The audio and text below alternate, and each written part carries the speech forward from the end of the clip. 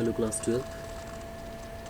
In our last class we discussed about Faraday's law of electrolysis, first law and second law, and we have seen the statement as well. Now today we are going to see what is an electrolytic conductance.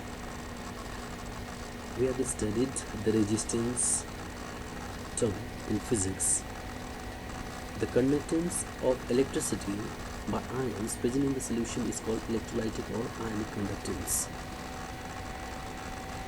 It depends upon the nature of electrolyte added, size of the ions produced and their solvation, the nature of solvent and its viscosity, and the fourth one is the concentration of the electrolyte, and the fifth one is temperature. So these are the factors on which electrolytic conductance depends.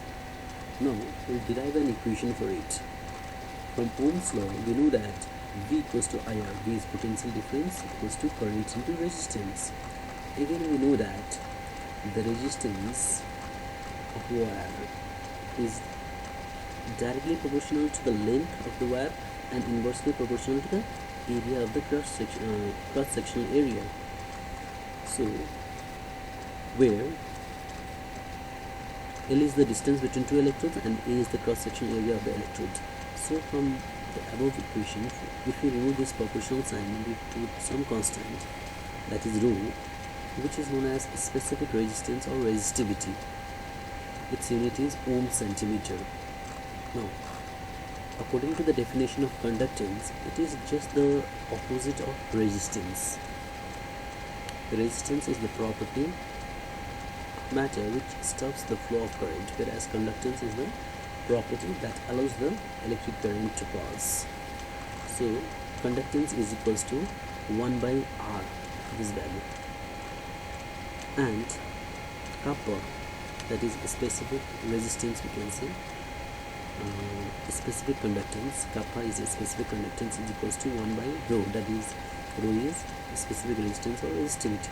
Now and kappa is equals to 1 by R into L by A, and further kappa equals to 1 by R is conductance, so we have replaced over there into L by A. Now the unit of kappa or specific conductance is per ohm per centimeter. Again L by A is called a cell constant, it is length by area is called a cell constant. So for that, this equation can be changed as kappa equals to conductance into cell constant. Conductance into cell constant. So we'll be using these equations for doing the numericals.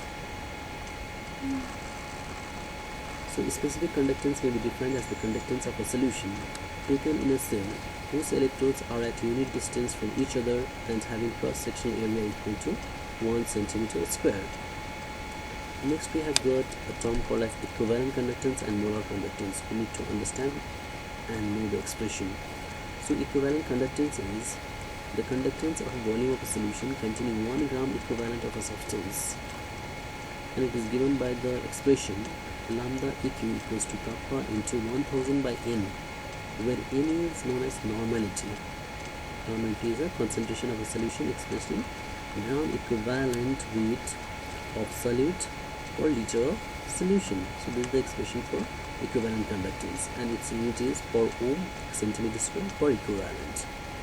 Whereas molar conductance, lambda n, means the conductance of all ions furnished by 1 mole of an electrolyte in a definite volume of solution, and it's given by lambda n equals to kappa into 1000 by capital N, where M, capital M, is molarity, which means number of moles of solute per 1 liter of solution, and its unit is molar conductance unit is per ohm per centimeter square per mole, centimeter square per mole.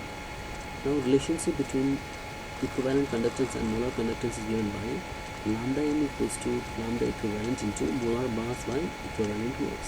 So we'll be using these two equations as well for our numerical.